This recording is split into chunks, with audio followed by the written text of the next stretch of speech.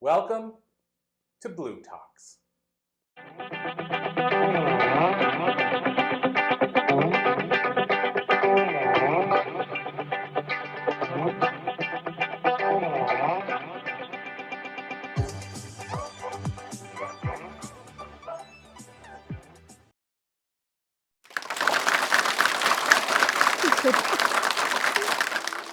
Hi, I'm so excited to be here today at Northwestern to share with you the miracles of God that I witnessed along the Appalachian Trail.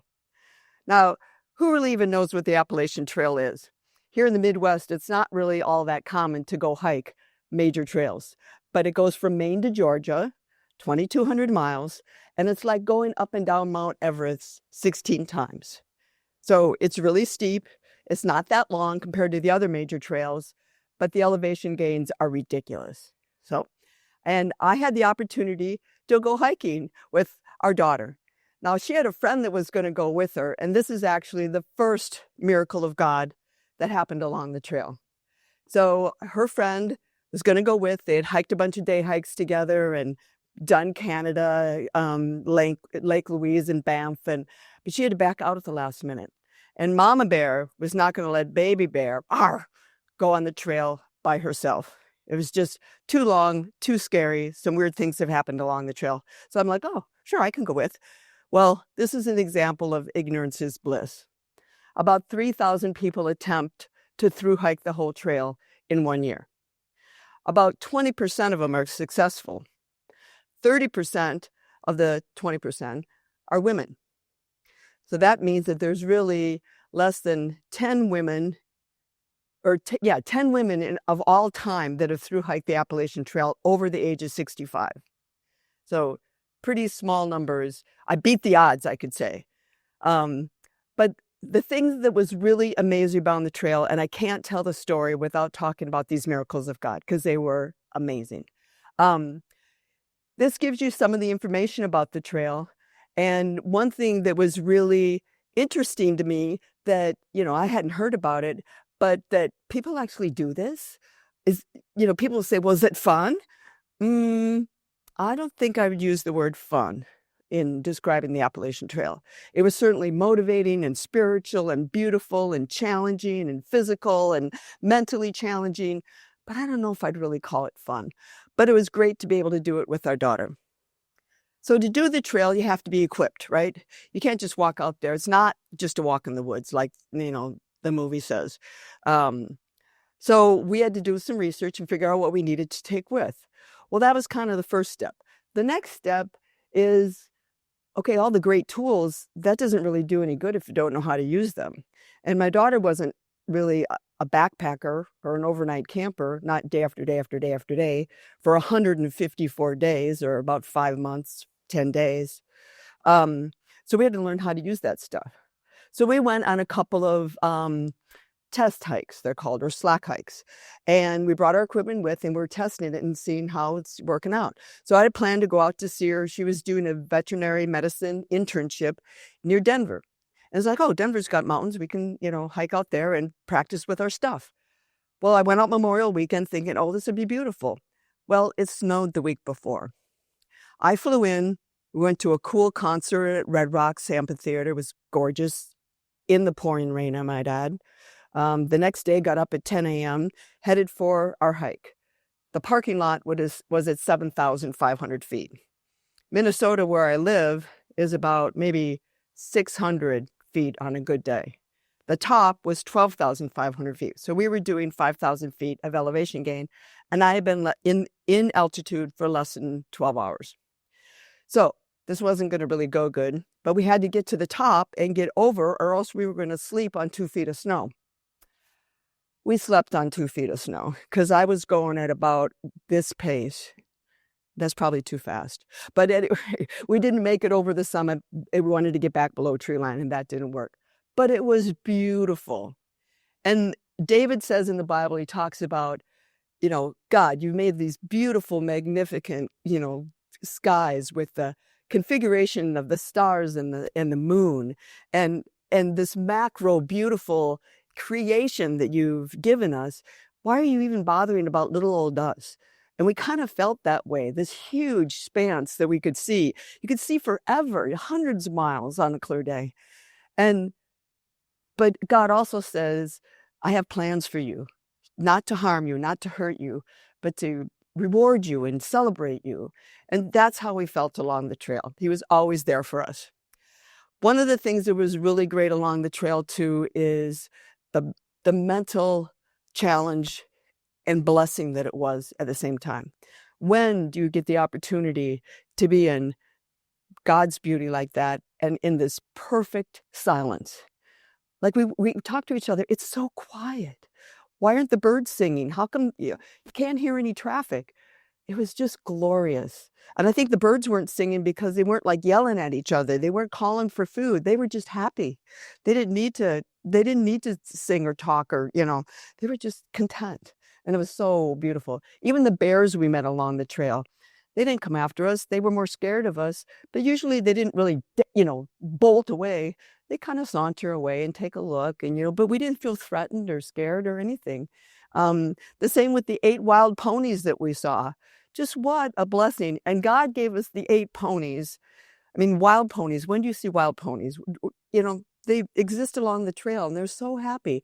And we saw them on the day that we decided to do our longest hike. We did like 31.5 miles that day. And wow, what a blessing to be, okay, we're supposed to see the ponies today. And we saw them. We saw 2 groups. So we named all the animals that we met too. So we had Pat, because I had a pony, Pat, when I was a kid, and his wife, Patrice, of course, and their baby, Dolly. And they weren't afraid, and Dolly was just sleeping there in the grass. And then a little bit later on, we met John, Jacob, Jingle, Heimer, and Schmidt. And they were just delightful and so much fun. So it was great. So even the beauty of being with God, and the thing that I love most about it is it gave us the opportunity to hear his voice, his still small voice, which really, God's so polite. He's not going to, hey, pay attention. No, he's just going to talk. And if you take the time to listen and you're in an environment where you get that opportunity to listen with minimal distractions, I mean, all we had to do was eat, sleep, hike. Oh, and we added one goal for me, don't fall down, because that's part of the story too. So one of the things that was really important along the trail too is to know who your team was. And we had an amazing team. Number one, our family. My daughter was the leader of our team. She was much more equipped, had done so much more research. But we also had a team back home. My husband, who we were doing this to honor, was diagnosed with Parkinson's when he was 51. And then my son and his wife were there to support him and take care of him while we were gone. Our daughter-in-law is a school teacher, so she had the whole summer off to make sure he was fine and cook for him and have him over and stuff. So it was really great.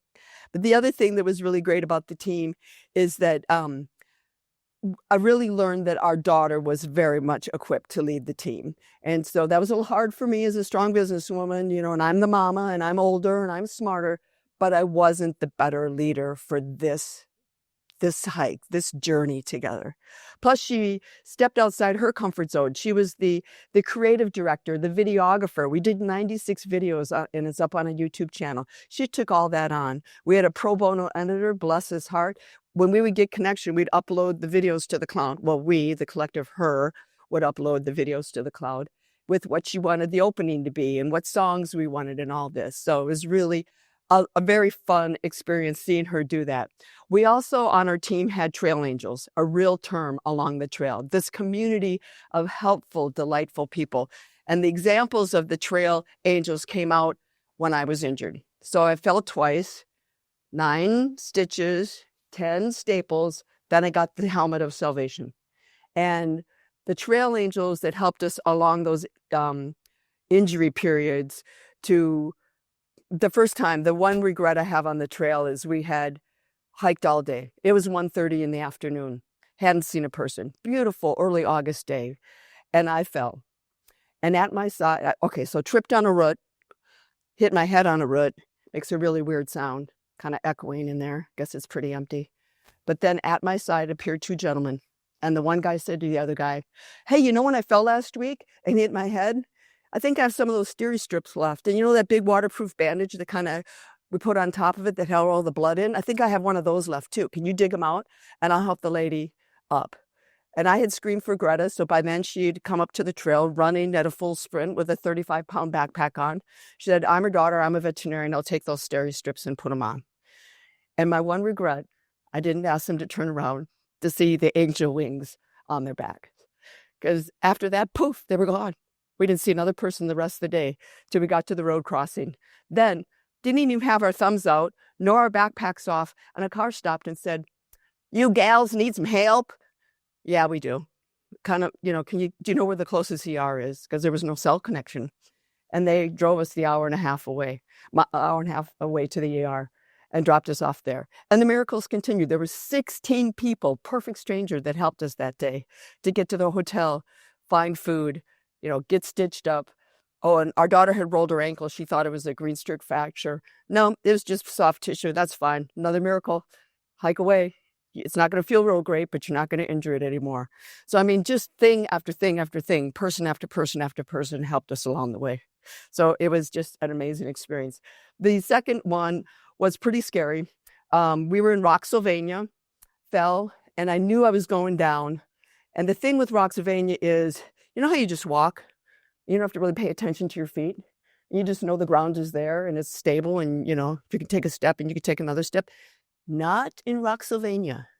So I got the backpack on. I got my no helmet yet, but it was a little scary because it'd be like, oh, I had trekking pole. I think I can step here. Yep, that's good. Maybe there. That's good. Well, I misstepped one time and I knew I was going down, and I did the tightest tuck and roll you can do with a 35-pound backpack on your back and hit the top of my head. So 10 staples later, another miracle person picked us up and got us to the ER. No concussion, back on the trail in 12 hours. Oh, except for that time there was our second hurricane had hit the region we were in. So, oh gosh, we have to not hike the next day. I guess we'll just rest up for a day. So it was great. Again, another miracle. But it was absolutely fascinating and amazing, the miracles that we learned. So our goals were to hike the trail, raise money for Parkinson's. We got home actually a day early because the third hurricane was hitting. And we hiked almost a marathon a day for the last week so we could beat the hurricane in. Raised $100,000 for Parkinson's almost. And picked up by major media. We were on CBS News twice, national news twice. It was just so fun because people wanted to hear good news stories, and we had a good news story to tell them. So figure out how you guys can do good, help others, and you'll be so blessed. We have a good God.